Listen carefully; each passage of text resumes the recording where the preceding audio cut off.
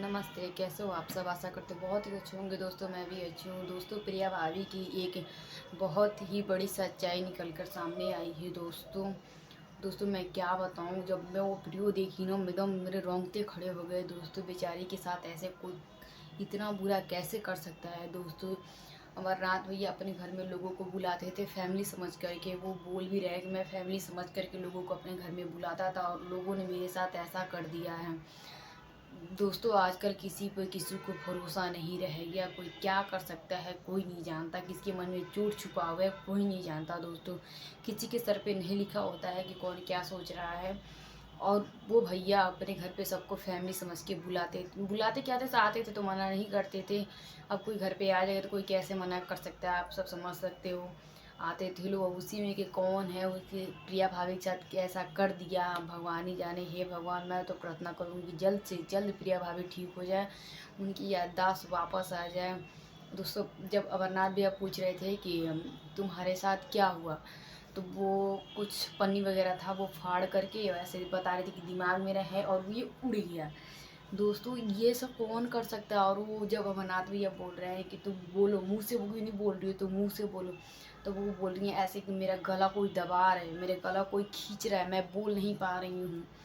और जब वो बोल रहे हैं कि कौन कौन किया है, तब ऐसे कर रही इशारा करिए मुझे नहीं पता है दोस्तों। ऐसा कौन कर सकता है एक प्रेग्नेंट औरत के साथ। ये तो बहुत ही बड़ी जुल्म है दोस्तों। भगवान इसके लिए कभी किसी को माफ़ नहीं कर सकता जो उनके साथ किया है दोस्तों। वो जब पूछ रहे थे कि मम्मी के पहचाना था, तो वो कह रही है हाँ, और पता नहीं क्या क्या बता रही थी कि बाबा के साथ बाबा के पास ले चलो, ऐसे दाढ़ी मूछ मूछ दाढ़ी करके बता रही थी कि बाबा के पास ले चलो, वो नींबू देंगे कटवाएंगे, क्या क्या बोल रही थी। इस सारा में तो समझ में नहीं आ रहा था। जब अमरनाथ भी उनकी बातों को नहीं पकड़ पा रहे थे तो वो सर हिला रही थी, और गुस्सा भी कर रही है बहुत ज़्यादा कि मेरी बातें क्यों नहीं पकड़ रहे हो। कोई भी इंसान एक बार जो बातें बताएगा, जब समझ में नहीं आएगा तो बार बार इंसान रिपीट करेगा तो उसको गुस्सा भी करेगा। और अमरनाथ भैया अब नहीं समझ पा रहे हैं तो उनकी बातों को प्रिया भाभी की बातों को अमरनाथ भैया नहीं समझ पा रहे तो वो गुस्सा कर रही थी।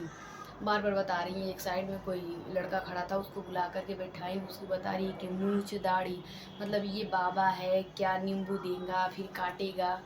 तो वैसे ही अमरनाथ भी बार बार यही बातें रिपीट कर रहे हैं। अब वो कह रही है कि नहीं, वो नहीं समझ पा रही हैं। तो वो कह रही है कि तू हम अमरनाथ भी बोले तू हमके पहचानत बाटू, तो वो कह रही है कि जब ऐसे कह रही है कि दिमाग का जब दिमाग आ रहा है तब पहचान रही हूँ, जब दिमाग नहीं आ रहा है तो नहीं पहचान रही हूँ।